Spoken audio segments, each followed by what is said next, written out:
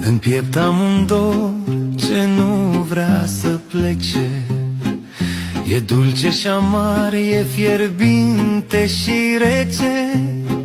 Prin vise ce ard în nopți de cleștar, când stelele plâng cu lacrimi de jar.